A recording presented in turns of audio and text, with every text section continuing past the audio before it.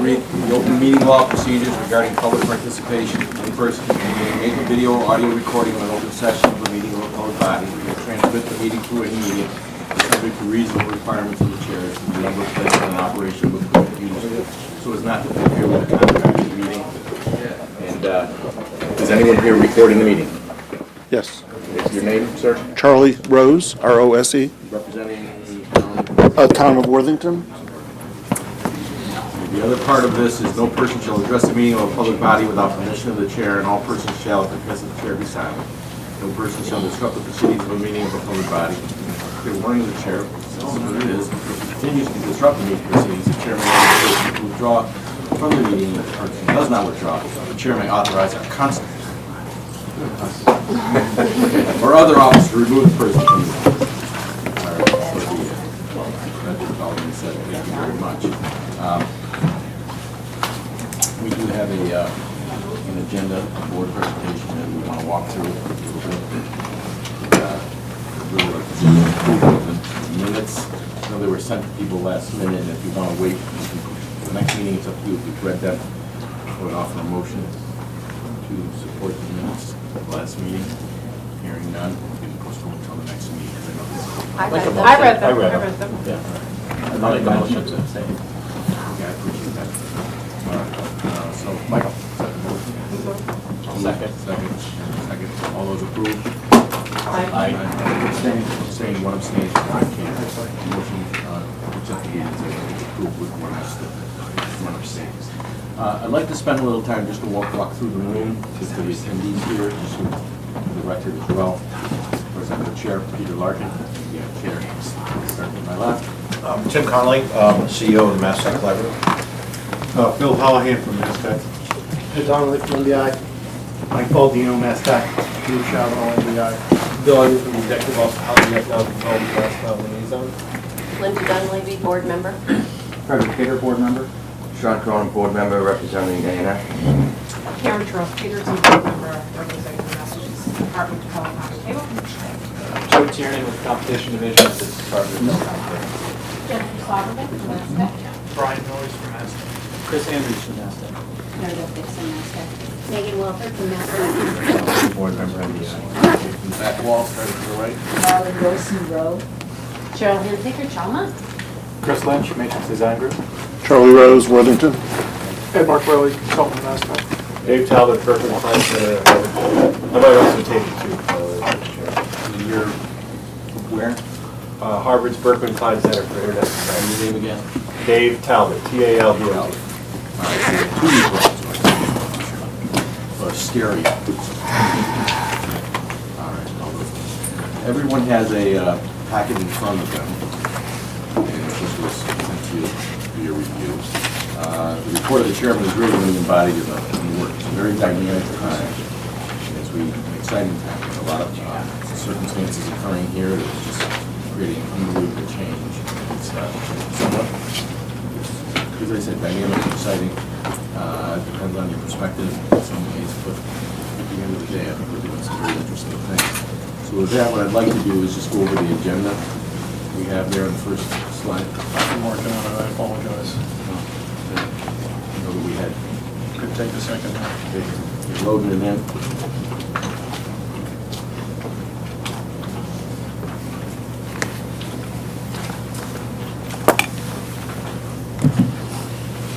First.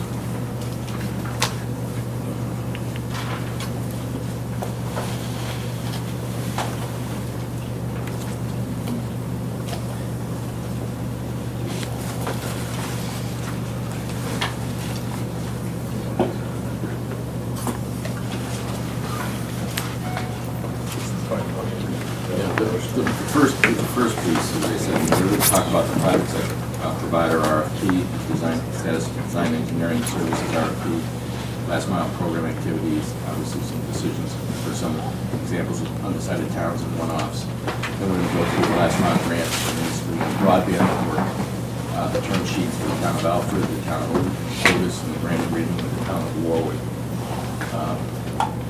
Just wanted to go over the whole side. We want to go through the private sector provider RFP that's out on the street. Put out by the 18th of December. That's the first for business and I know that Phil, discussion in that regard. So next year, present private provider was the first topic of discussion. I know that you wanted to speak to that issue. All right.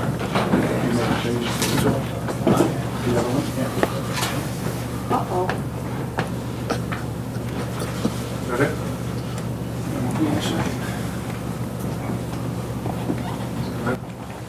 As most of you know, we've worked very closely with the administration and put out an RFP, request for proposals, for private parties that might be interested in satisfying the broadband demand in the unserved towns. Well, the way it's been drafted is that all towns will be included, but any town can opt out at any time for any reason. We're requiring that a provider propose to achieve at least 96% coverage in each town it proposes to serve. That may be something that they can do in certain cases with just our allocation of construction dollars.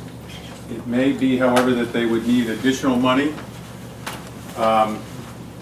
So we're asking them to say what it would take for them to get to 96%. We have established some eligibility criteria for bidders. The idea is that there's a strong emphasis on firms with financial stability and residential broadband experience. We're looking out over something that could be 10, 15, 20 years. We want to make sure that we're making an investment in a particular project, not an equity investment in a company. And the criteria we've outlined are the minimum annual revenue of $100 million or higher, 5 years of experience, a base of not less than 10,000 customers in the United States, and something that where if we were to make a grant here, it would not result in an expansion in their subscriber base of more than 10%. Although we have put something in there that says, look, if you're a provider that doesn't meet all of these criteria, you can propose some alternative measures to address what our fundamental interests and concerns are. Our thing is focused on broadband, although we anticipate that traditional cable providers will also respond.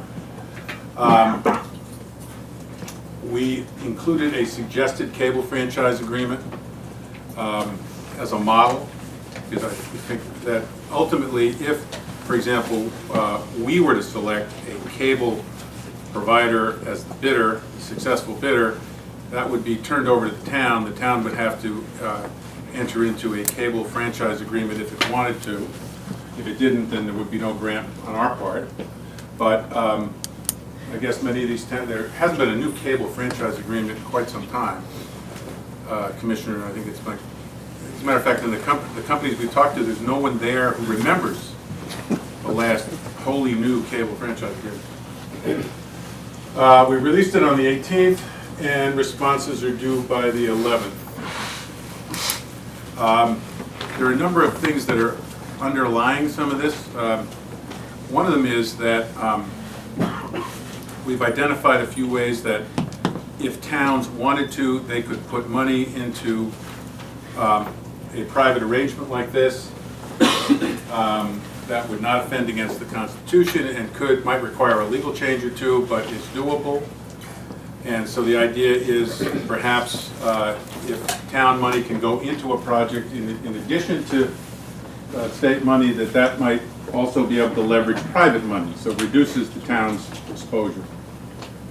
So there have been some concerns that have been raised about it. Some towns are saying, are you sure we can opt out? It was drafted so they could. One concern was that somebody read our RFP so that it appeared that it didn't have to hit 96%.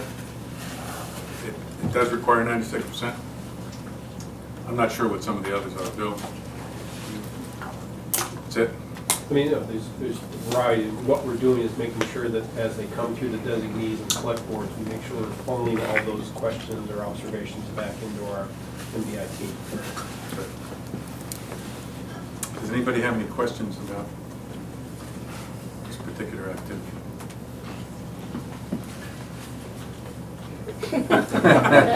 Hurry up, hurry up. I've sent several inquiries about this. Do we have a plan for the towns that don't get selected by a private provider? Do we have a concern, well, let me rephrase that. I have a concern of the impact of cherry picking on this, and that the result will be, it will be even harder for the remaining towns to get service. So what's the next step after we get the results of this? Is that, are we talking about that later? Can we talk about that? No, we can talk about that now. It's an issue that has been raised, and we've tried to respond to that. Waiting of the process within this RFP, recognizing we're trying to look for opportunities to serve more towns. That was embedded in the document. And our concern there is that right now, when you talk about cherry picking, they've been cherry picked. In other words, the towns have already been self-designated by the providers themselves. So this is an opportunity to see the private sector that has expressed an interest to come forward. Again, I think we are appreciative of the concern. We do still have our charge to finish the job, which is to bring broadband services to all the served towns. We'd like to also minimize the expenses that these towns are going to incur. We hopefully will have more of an answer when the RFP process is concluded. This is arisen by virtue of the conversations that occurred when we did the broadband extension services in some of the other towns as well. So, it behooves us to go down this road and explore this option to the extent possible. We are still fully committed to finish the job for any unserved town. So, to the extent that cherry picking is really sort of a condition, I believe that we have built into it an incentive for the private sector to do more than less. And we hope that this will be, its own result will be its own reward. To that question, Mr. Chairman, are we looking at, when these RFPs come back in, that kind of looking at some of the towns that might not be served, the RFP that asks the provider to go back out and say, can you stretch a little bit further, east, west, north, south, to pick some of these things up? Absolutely. I'm kind of optimistic. The preliminary conversations that played before the RFP was out there was real, demonstrated interest in doing what they hadn't done in the past. And I can appreciate every town's concern that, well, where were they before? In some ways, I think the demand for broadband itself created a revenue stream that otherwise wasn't there for simply a cable TV operator. Obviously, the demonstrated experience with the cable extension programs has created an appetite that otherwise wasn't there. Obviously, the charter acquisition of Time Warner has created a dynamic all its own, requiring an expansion into unserved territories. So all these have contributed to our desire and interest, and of course our conversations specifically with towns who are very concerned about the sustainability of an MBI managed build or any other grant program that would come forward. That was also another concern that we had to weigh. All those things came into play. And again, I can reiterate it again, or restate it more firmly that no town will be left unserved when MBI's charge is met.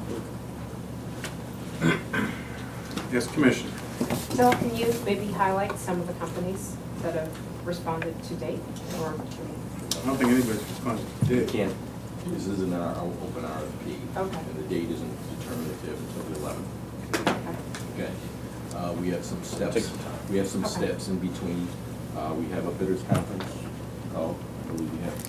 We're scheduling that, and we also have a comment period. We would like comments, and we're going to respond to them. I believe the date of response is the 21st. The questions are due on the 14th of December. We may move that back a day depending on the bidders conference. And we're going to hold fast to the deadline we provided December 21st to provide the comments back to the bidders. And so we think that will give them enough time to process whatever answers are out there because the deadline is the 11th. We did have some concerns before the RFP at the street that the January 11th date might be a little tight given the 3 holidays in between. We wanted to recognize an extension if requested. So those things could occur. That's where we are right now. We're sort of in a dark zone. In other words, to speak anything more in that regard. What's the plan for January 12th? I imagine there will be many towns in Western Mass that will be very anxious to hear the results of the RFP. And so what's the communication plan Well, the plan right now is we're in a 30 to 60-day review period. We'll start reading. You know, we're Will not the gonna- towns yeah. know, will the towns be part of that? There will be a time, well, there of course has to, obviously it's a town decision as to whether if they get any provider that hold as officers to the town. Ultimately, it's the town's decision. So there will be a time where this will be provided to them. Maybe they might have two towns. Is that two after the providers. 30 to 60 days No, or during? I would think it would be within the 30 to 60 days that would occur, so that's our intention. But again, we've already put together a bit of a It'll be matrix. determined on how many people respond, how detailed they are. So, I mean, I think we're allowing us some, you know, leeway to make those decisions. On the other hand, I hope you all appreciate there's an element of speed here. We're trying to keep deadlines tight, we're kind of trying to keep them short, and we're trying to get moving. So, Any other questions? We'd like to thank the Commissioner for the support that her staff has provided, she and her staff provided. Also like to thank Sean Cronin and Mike Caneb. Mike only had 3 comments. Well, no, it was 453 comments to the document, but all of them were very good, and we really appreciate it. You want to go through our slide? Yeah. Okay, so what I'd like to do, this is the MBI managed bill that we're working through, and we're not stopping.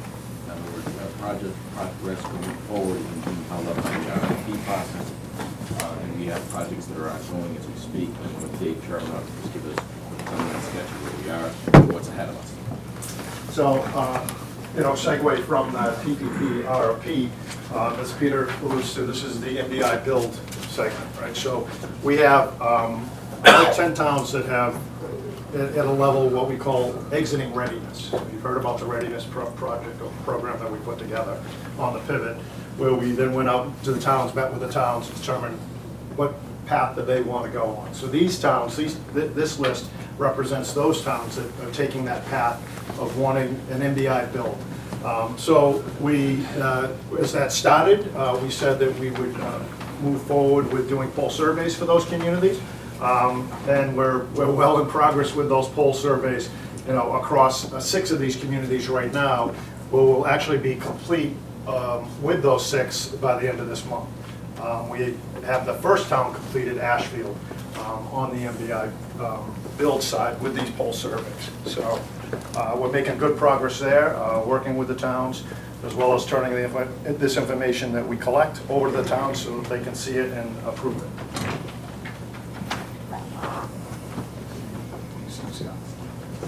You've seen this timeline before. This talks about really the next phase once we move from the poll surveys into really a design and make-ready phase. So right now, as the first bullet alludes to, we started those poll surveys. We kicked those off in October. As I mentioned, 6 towns will be finished in December. The design engineering responses, we put out a design engineering RFP. We received responses back. This is an open procurement. We have 3 responders to that. We hope to be able to close on the design engineering decision sometime in winter period. So again, it's an open procurement, so I can't say much more than that at this point. How do you define winter? Exactly. Is it chilly up right now? Started 2 days ago when the snow hit. Yeah, but does it go till March, April, May? So just a little bit of a look at how we see some of the towns lining up from an MBI managed project, town going grant only, and then some of the towns that have already selected a charter grant or a Comcast grant that went in prior months, as well as some towns that are very much in this gray area here that are the undecided, that we believe our hope, that we're optimistic that they'll be picked up on the PPP RFP.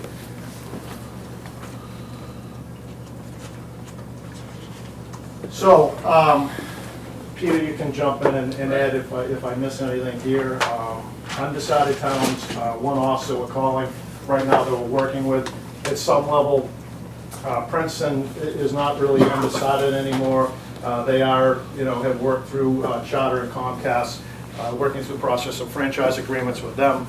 They've talked with us, right now they're talking with us, about reimbursements on poll surveys. And then, you know, really at a level waiting to see the response that comes back on the private provider RFP that we have out there. Peter Sam has a special meeting scheduled, I believe it's this week, Bill? This week? I think it's this week. To procure money for Matrix to move forward with their project. New Marlboro completed their RFP process, which was a private provider RFP. Only Frontier responded, and I think they're still in an evaluation period with that. I don't know if anybody else has anything else to add on New Marlboro. And then others, several towns are close to, have been, this bullet actually should be updated a little bit, because prior to our issuing this private provider RFP, we had a lot of towns out there that were very close to issuing their own RFPs. And we're able to pull a lot of those in. Some towns are still talking in that context, but in general, most have been very enthusiastic, the fact that we put this out there, and they're waiting to see what our responses are going to be. So MBI build, this will segue now into the other path out of readiness, which is a grant-only path, and Phil will take us through those slides. Phil, we switch decks. No.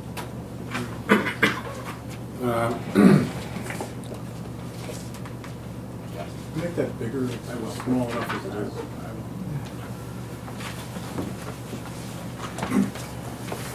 All right, this deals with 3 towns that have said that we want to do it on our own. Do it on our own means we will pay for the design under our rules, I guess.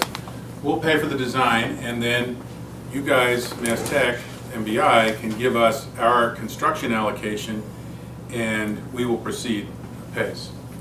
And so a number of the towns said, well, we are proceeding apace with our design efforts. We're concerned that the money that we need, that we're going to apply for at some point in the future, that it be there while we go through this design process.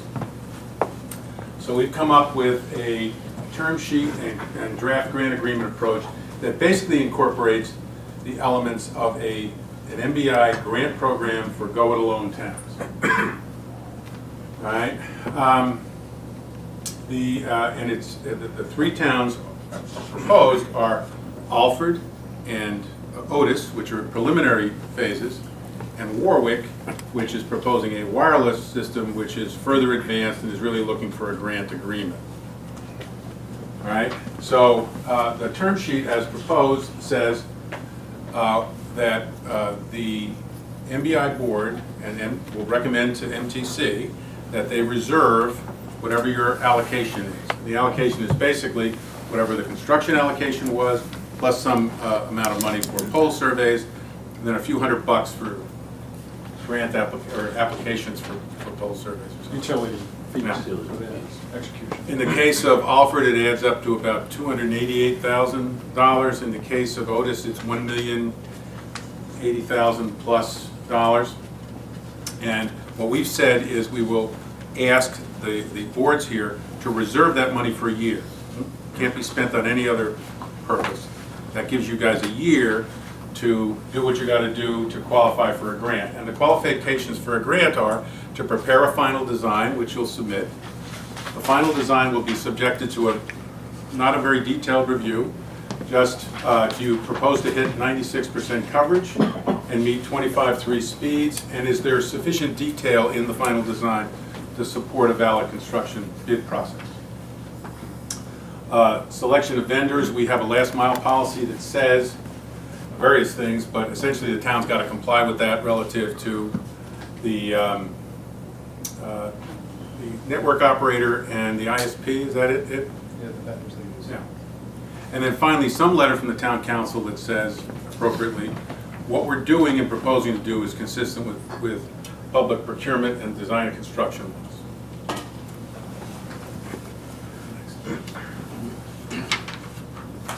laws. The term sheet also includes certain parameters going forward.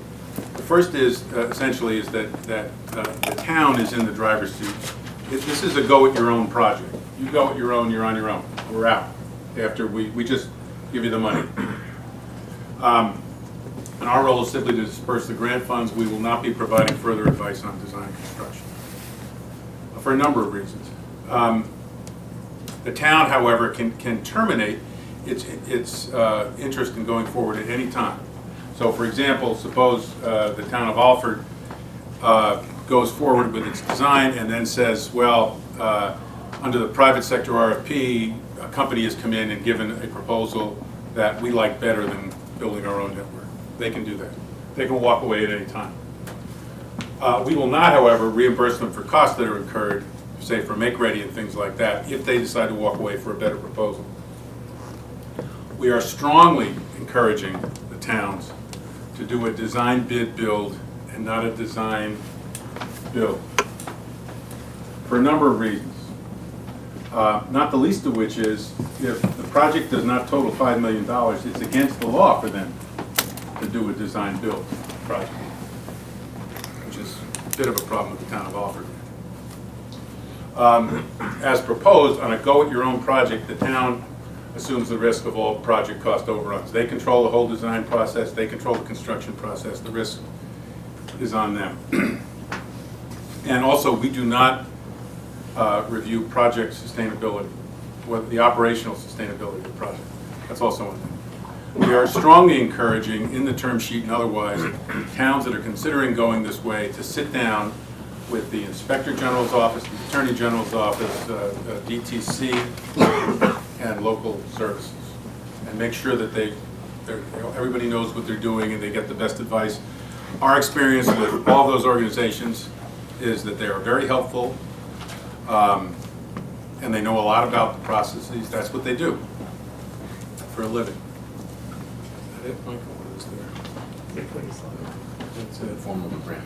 Oh, on the grant agreement, in the case of the term sheet for Alford and Otis, we're saying here's a draft grant agreement. This is what it'll look like when and if you qualify for it. And it basically says, you give us a narrative that says what you're going to do, you give us a budget and a schedule, and we will give you the first third payment. After that, you send us a letter when you want the next payment that says either everything is going according to plan, in which case we give you the second payment, or it's not going according to plan, but here's the new plan. We're not going to second guess you. We're not going to get in and challenge you. You just tell us that you're either going according to plan or your plan has changed. And there'll be 3 payments over the course of the grant. So it's a very it's a low impact review. In the case of, I remember Dr. Clark at one of the meetings said, how deeply are we proposing to get into situations where a town is doing their own build? And the answer, as proposed, is not very deeply. They want to go their own way, and that's the way it's going to go. And I think that's it for the background. And then we have 2 motions. One of the 2 motions? 2 more walk through. 2 more slides? Phil, can I just interrupt for a second? Can you go back a slide, please? Yeah. Which slide? Just the previous slide, just back one. So milestone 1's met, town A submits their application, stamp, check. Yep. 2 months later, they say, whoa, we can't do this. We need to change tack. Mm-hmm. They've got to resubmit that and still get to milestone 2 before the next third comes in. What happens if they, there's only one bidder, there's a problem there, that the wheels fall off this bus and they say, we can't do this on our own? If they can't go Where forward. does that leave the community? I guess we'll have to look at the details. But it's an issue with going That's the risk, so they take the risk on the absolute front end. Absolutely. Okay, all right, just want to know. The other thing that might be good to mention too is these towns will go through the readiness process as well. So they're going to be working with folks at MBI to sort of process a lot of these details going forward, developing a technology plan, working with DLS to make sure they can secure funding. So we're trying to minimize some of the risks to the town on the front end through a pretty significant education process, which is the readiness process. So by the time we're executing this grant agreement, they're as aware as we can make them and as aware as the town can get themselves sort of at that process. So that's just diving into They've been gone through the readiness process, and we recognize that. All right. And the real key with any public construction process, particularly for relatively small and sophisticated participants, is the design. You gotta pick a good designer, you gotta have a tight design. This isn't the private sector where you have a little loose stuff and you're gonna be doing further dealings with the contractor. You gotta have it right on. Can I come from the other side of this? So we're not giving Alford and Otis a grant now. We're telling them you must. No, we really can't. Because they must complete the design on their own first. Those 3 steps. And they're aware of that, right? But, so what are we doing today? Because one of the things you said is we're only giving them money when and if they qualify. Reserving the money for that. So there's the possibility they won't ever qualify? Well, there's a possibility. But they're expending this money now? There's a possibility they won't qualify. There's a possibility they change their mind. So, let me just be a thorn in your side a little bit. We're not going to give them the grant. We're telling them they may or may not qualify. We're not providing design review. We're not providing sustainability review. And we're not reimbursing them for poll work until later, right? So, I feel like our job is to help the towns create a last mile network, and I'm not feeling the love here. Well, we have another alternative for them if they want to, which is that we call it now the MBI bill. But if you want to do, this is the program right now that's been internally approved, and now it's coming before the MBI board. So that's the whole purpose of this, to provoke a discussion. If you want to do otherwise. So the discussion that we're having now is leading to a motion to basically reserve funds. That's correct. That's all we're doing is carving out their piece and saying it's over there when you're ready to hit milestone 1 at a minimum. And proposing to give them a term sheet that says this governs the go forward. Yes.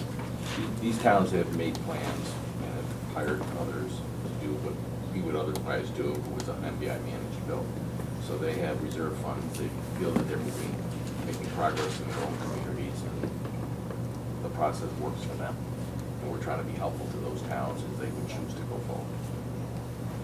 We're trying to, we moved away from the reset and the pivot of the one-size-fits-all for 40 different towns. This is a recognition that we're getting there individually with the towns with desire. We're leading by example. They less need constraint. Yeah, and they need some, the fact that we would reserve these funds is really a statement to the town that, listen, you continue forward, you have this. I mean, the town of Alford, they have the capacity to borrow another $2-3 million to build up what they believe is important for their town. And they now have the assurances that these monies are set aside for these minimal requirements. And they've walked through the readiness process with our project managers, so they understand the reality that's in front of them, and they feel that they can deliver. Probably the other thing too that might be good to note is that the towns chose this path because they felt that they were able to go faster on their own. That doesn't mean that they don't need assistance from the MBI, and that's what the MBI was created to do, was to help these towns get broadband. And I'm not feeling like just because they've made the decision to go alone doesn't mean they don't need some help and some assistance. But respectfully, isn't it up to the town to decide how much help they need?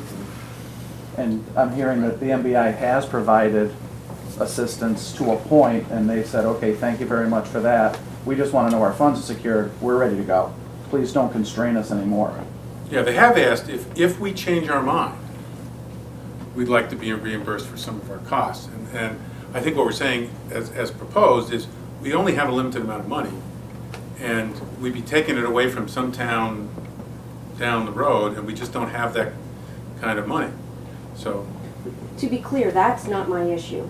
My issue is you've got a broadband committee in Alford, and I know they're very qualified, intelligent people, but they've never designed a last mile network before. And we have people on staff that have, and I'm not suggesting that we would change the allocation and potentially give them more money.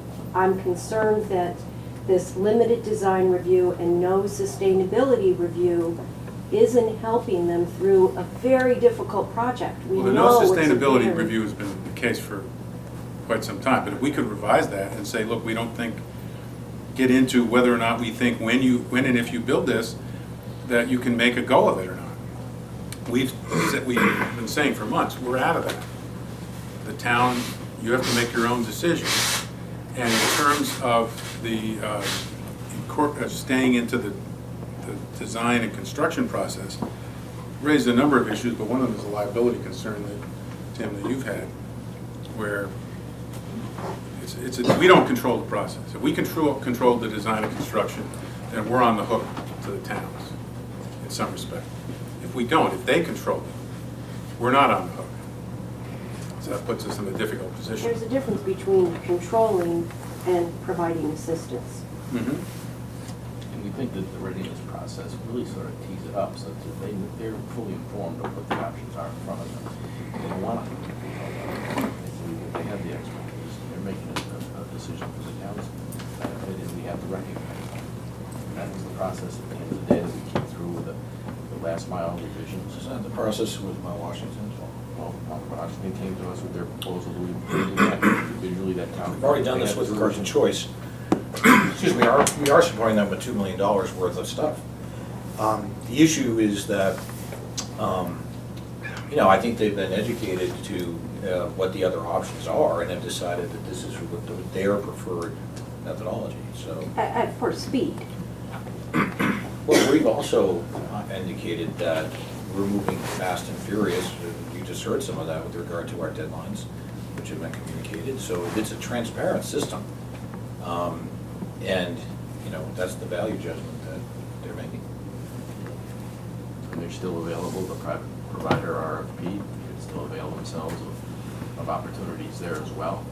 That's why we wanted to move as quickly as we did on the private provider RFP, educate and to see the landscape for many of these towns. They just choose to go forward with the path that they choose. And there are 6 other towns that are actually in more of an assisted mode that is well documented and out there. So, it's, Previously, Dave talked about the 9 other towns that have thought through this and are moving forward in their readiness process as well. So, this is the stage they're taking. They feel that they've been working at it long and hard, and they feel they're ready to move forward. They felt in some ways we were sort of a hurdle that was unnecessary for their vision as a community. There's construction allocations, there's pole survey funds, pole attachment fees. The next page, we've done that, laid that out. And of course, we have another project, the Warwick project is out there as well. Yeah, in terms of the sanctity of our requirements, it doesn't go too far to hit Warwick. It's our first project where we deviate from them. But the slide before that talks about the allocations in terms of construction, pole survey, and pole attachment agreements, where we would be asking for reservations in favor of these towns for years. And then we can jump ahead. I guess we can jump ahead to the town of Warwick, and I'm going to need some help here because apparently Warwick is ready to go, but it does not have a final design. And help me here. So right now, it does not have a confirmed way to get to 96%, but is committed to doing it. So. Right. So it's a difference in general when you think about fiber systems, a wireline system that's static. Wireless systems use spectrum and cover radiuses. And when you do design a wireless system, they look at things that are called propagation studies and heat maps and things that tell you where the coverage is going to be. And it takes into consideration trees and environments, weather, the seasons. And with the information that Warwick initially provided us saying, here's what our design looks like. They hired Interisle, they hired a design company. They provided us the information. When we looked at that, we were like, okay, well, some of this stuff doesn't look like you're going to get to that 96% and meet our requirements 25.3.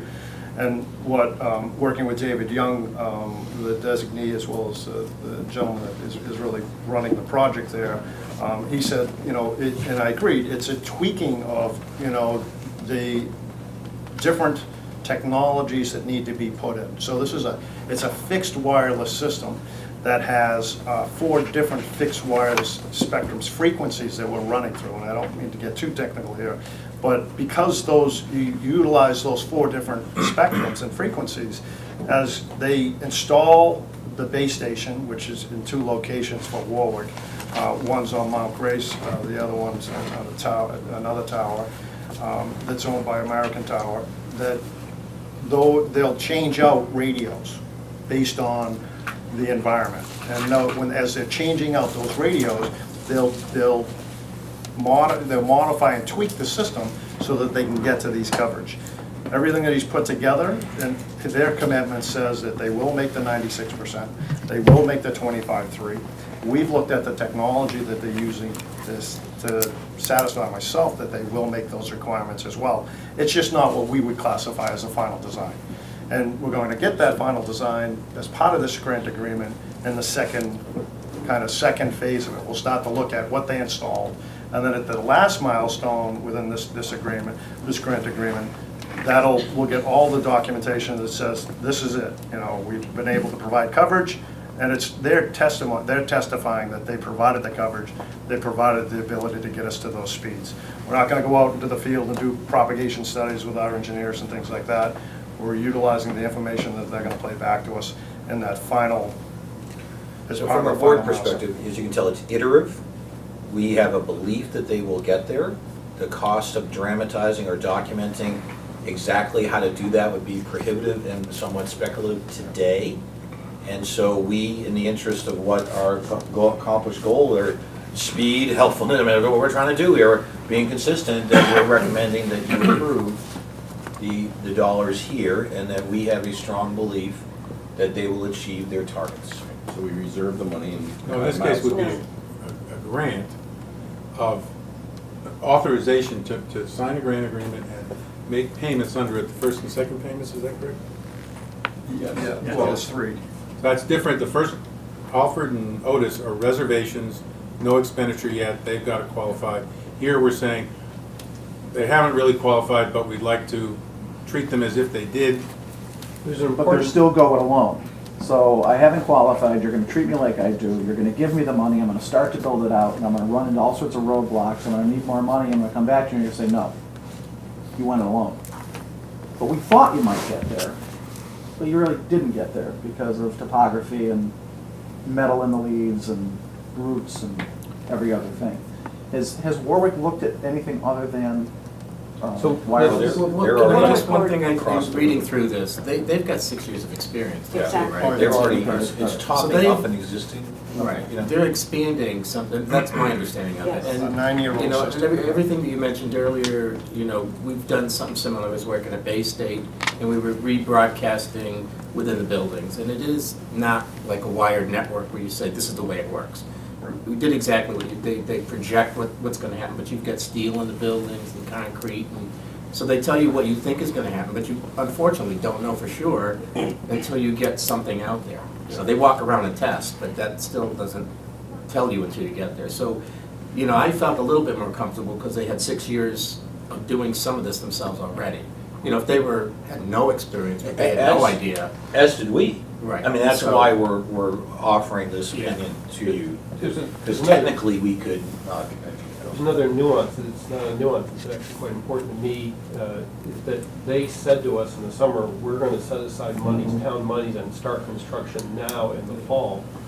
They did set aside town monies through town processes, and they did start construction. They are building this network out, have been building this network out. So to me, it's a lot in their favor for their commitment, demonstrating their commitment on their side. And Warwick is being extraordinarily careful and conservative with how they are approaching this and how they are building out their system and how they are providing broadband to their residents. They recognized early on that they couldn't afford a fiber to the home network but wanted to expand the network that they had, and they're doing that very carefully. And at this point are pretty desperate for the funding for the reason that Bill said. I would add It's actually to a wonderful opportunity. I mean, wireless is relatively new, so to speak, or sophisticated wireless is new. And to the extent that we can have a success story here that works. That increases, once again, the option of choice for other people down the road. And there are certain topographies in other towns and densities that lend themselves to wireless. And so, you know, other parts of the country have done this as well.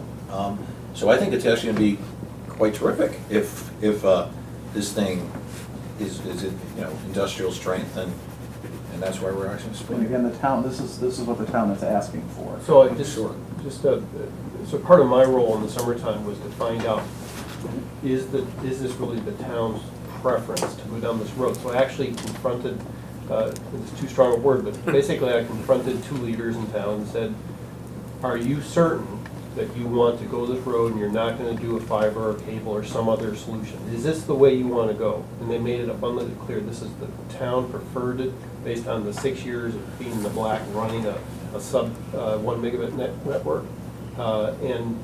So that impressed me, the clarity that when I drove over and sat and had that conversation with them.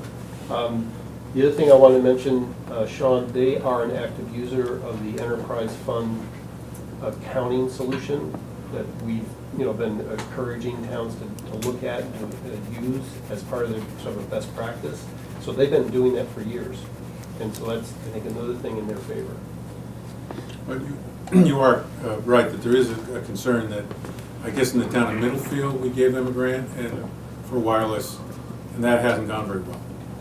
But they didn't have the experience. Middlefield, the cost of the foundation for the 90-foot monopole came in, the bids came in at twice what was projected.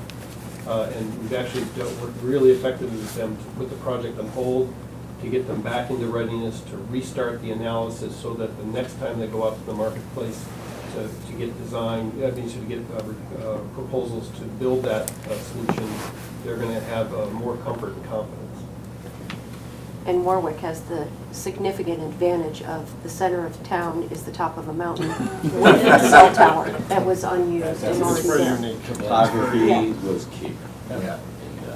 They do have some other contingency factors that they've actually built into that budget, where if we have coverage issues, either from the 2 mountain peaks that they're utilizing, as Linda accurately pointed out there, it's really an ideal setting, utilizing these technologies. They're also going to put in some additional poles, with access points on top of those, and then they have a contingency to add more if they need it. And that's typically how you solve these problems, is you add more antennas, you add more access points. So they factored that in as well. They're very, David knows wireless, is what I'll say. They know what they're doing from a wireless perspective, so. So we have some proposed motions, but somebody's going to. I have a motion, second motion. First I'll read it and ask for approval. The Board of Directors of the Massachusetts. Wait a minute, let me ask this question. All discussion? I said so. The Board of Directors of the Mass Broadband Institute does hereby recommend that the Executive Committee of the Board of Directors of the Mass Technology Park Corporation take the following action. As you know, we need to have final authority from the Mass Technology Corporation.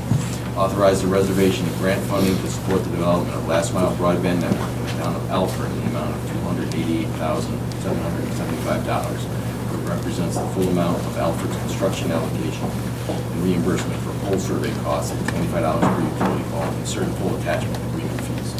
Also authorize the reservation of grant funding to support the development of a last mile broadband network in the town of Otis in the amount of $1,145,975, which represents the full amount of Otis's construction allocation and reimbursement for pole survey costs, again, $25 per utility pole and certain pole attachment agreement fees. Mass Tech shall reserve the grant funds for a period of 1 year from the date of final action by the Mass Tech Executive Committee. The Mass Tech Executive Director is authorized to execute a term sheet in each town in the form as presented and shall govern the terms of the reservation of grant funds, the grant eligibility requirements, and the respective rights and responsibilities of Mass Techs in the town. In such town, each town satisfies the grant eligibility requirements specified in the term sheet. The Mass Tech Executive Director is authorized to execute a grant agreement with the town that substantially supports the form of grant agreement as presented, and we expend grant funds accordingly. Second. All discussions we've had, any other discussion? Okay, all those in favor say aye. Aye. Opposed? Hearing none, we approve that. I believe those. And there is one more One motion at further. the end, tab 3 for Warwick. I'm looking for that. Thanks, Steve. I don't have it with me right now.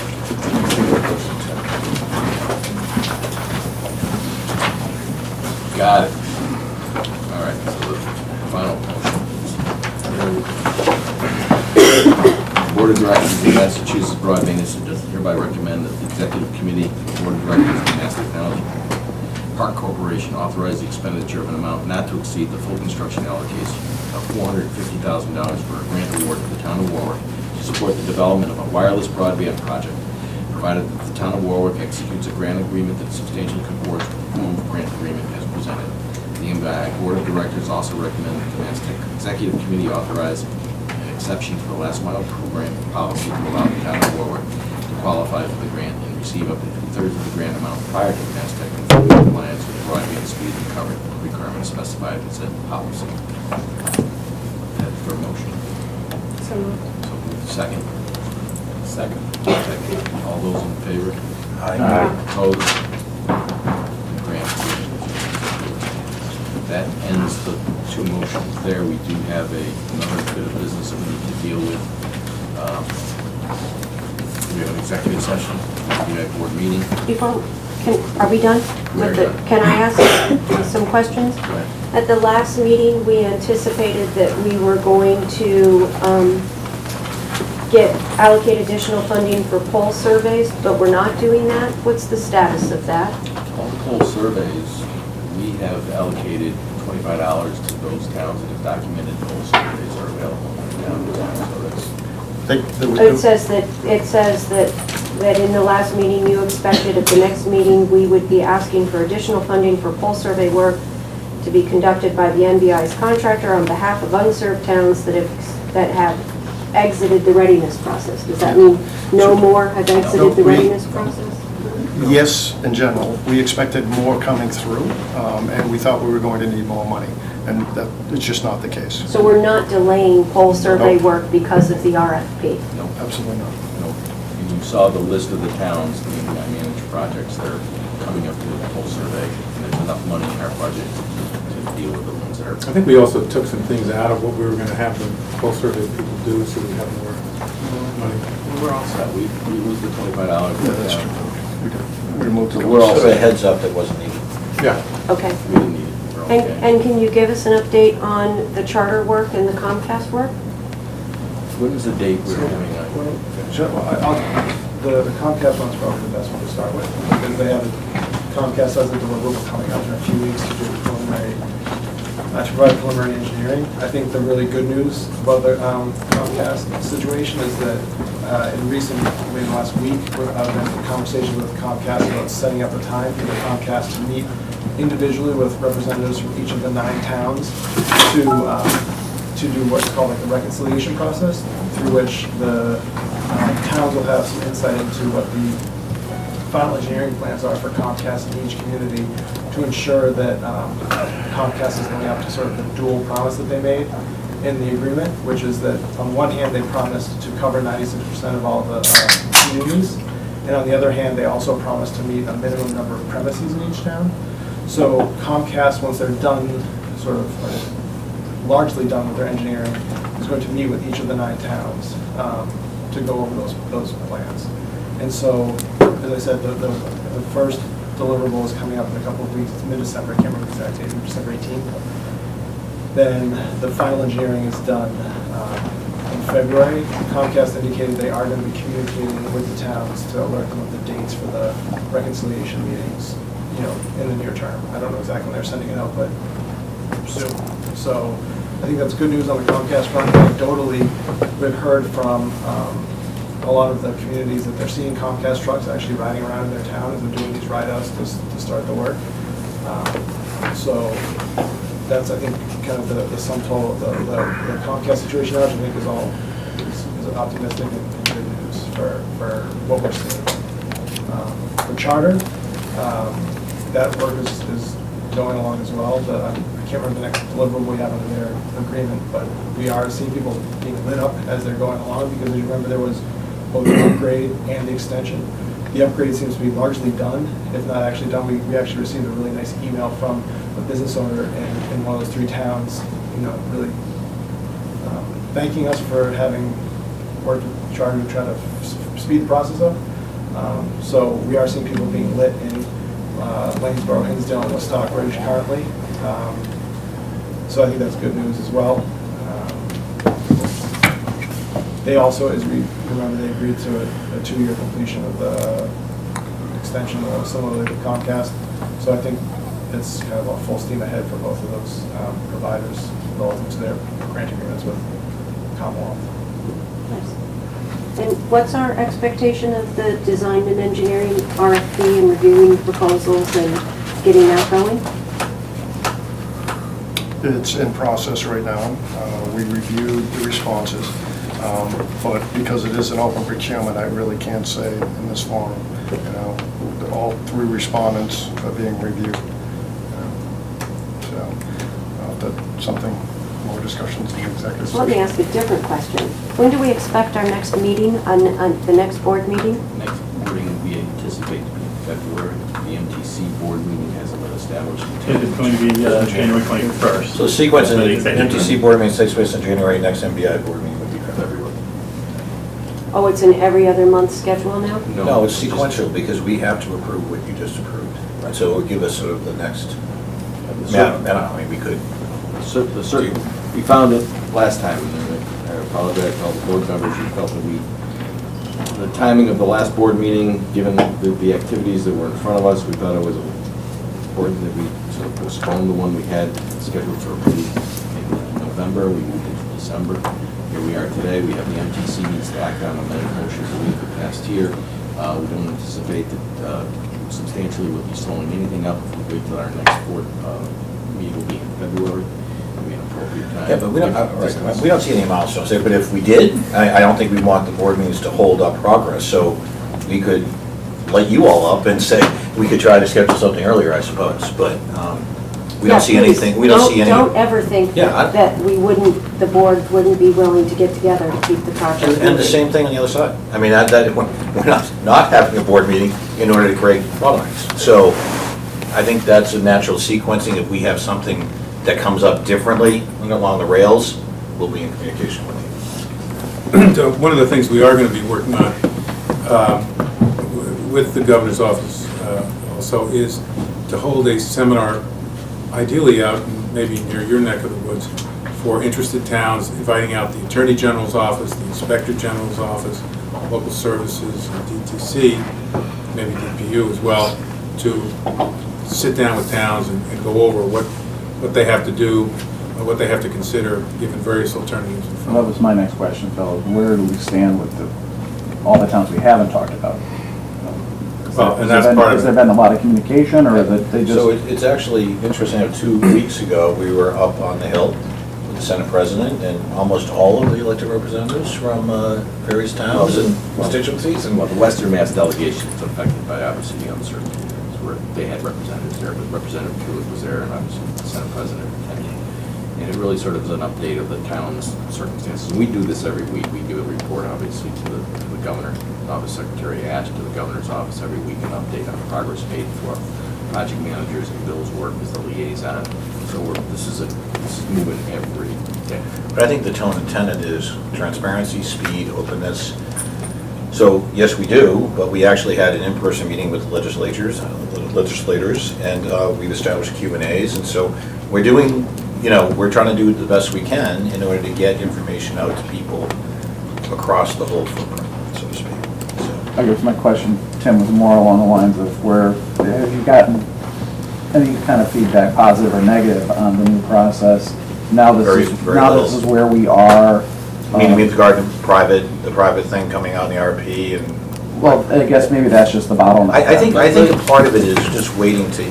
I mean, there's a natural quiet period here, but I'd say the characteristics of the number of questions we've had have been. With the RP? Yeah. I mean, modest. Can I put there's angst and anxiousness?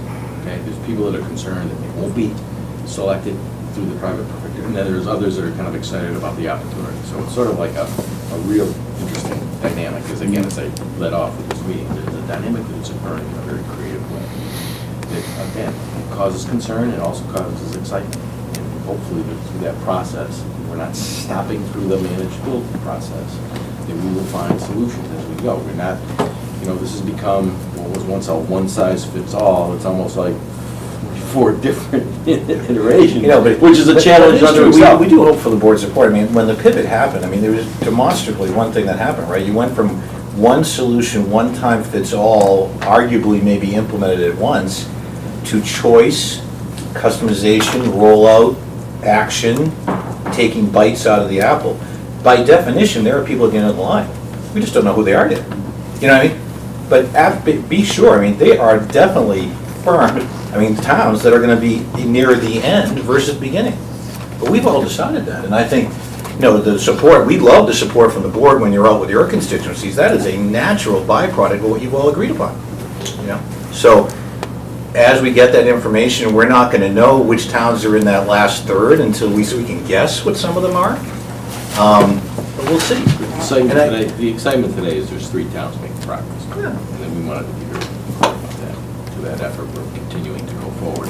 And we're going to take these up as they arrive. And as we bring people to readiness, and we don't stop.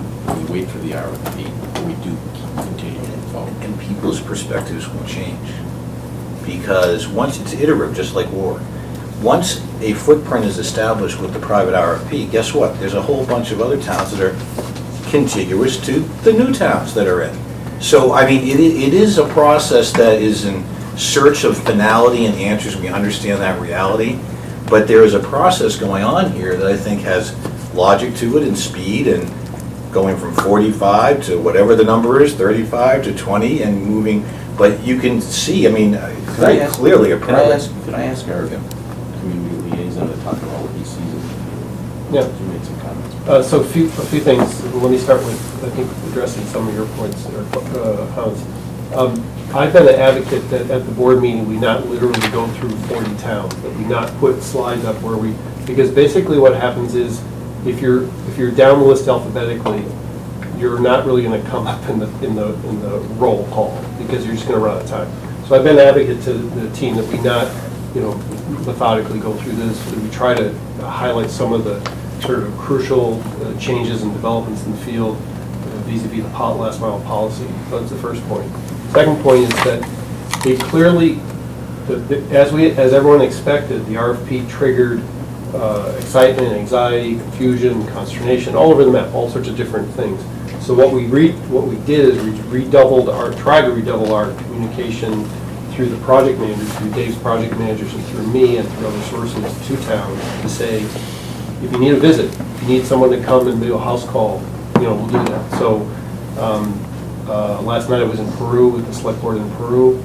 They're desperately hoping that they'll be picked by Charter, because Charter's in the next town over in Hinsdale, and they really are hearing great things out of Hinsdale. So they're like, I was telling the commissioner before we walked in, they just really, they're last night they're saying, we really want this solution. And then that's very different when I was, Todd and I were with Rowan Plainfield a week ago today, I think it was. We spent the afternoon with Rowan Plainfield. Very different dynamics, very different questions, which we try to percolate back up through our channels. So, by and large, what we're trying to do is, through the project managers and myself, go directly to the designees who want to hear about what the impact of the RFP is. I did want to note another good news item. The town of Blandford, which had not been in readiness, starts readiness this month. Select board chair kicked that into gear, which I think the timing of the RFP actually helped them overcome some barriers they had to getting into readiness. So I'm pleased that our project manager will be out there with a new team in Blandford this month. So with that, I just reiterate the fact that it's a dynamic and exciting time, and there's change afoot. And change brings its own anxiety. But again, it's kind of an exciting time, and we want to continue down that road, and all of your efforts help us get there. The participations of the towns themselves, we're learning as we go, but we're also trying to create a path forward for everyone to succeed, and we're committed to every last community we serve. Right. So with that, is there any other questions or concerns? Then we have we have to move to an executive session. And, do you have any remarks before Phil, or do I have to start? Any questions from the public or no? Larkin has a couple questions. Just a kind of high level, Dave Talbot from the Berkeley Center, and it is a very dynamic and exciting time. Hearing all the different approaches, I'm wondering, is the board thinking about the possibility that down the road you end up with wealthy towns having very good service and less wealthy towns having not as good service? And how are you thinking about that question in having a variety of approaches if this is the outcome of the state managed process? We're running into circumstances that are unique. Like, for example, where we've seen towns are getting better services, the towns that were obviously incumbent served by other providers before. So it's kind of an interesting dynamic. It's across the map. It is not consistent with just wealthy towns. If you look at them. Or leaving aside wealth, that some towns will end up with great, excellent gigabit service, others will have 25.3. I mean, is that okay? I think we're going to do better than we might even imagine. I mean, I sit there and I look at the world where 95% of people are served through cable operators, okay? And we're sitting here having this discussion about whether ours is better or less than others. So We've set a floor, though. We've set a floor of the standard of speed, and that seems... And we see that as quite good. So, kind of an exciting time. Thanks. So anyways, we have other business we'd like to move to. And we now go into an executive session in order to discuss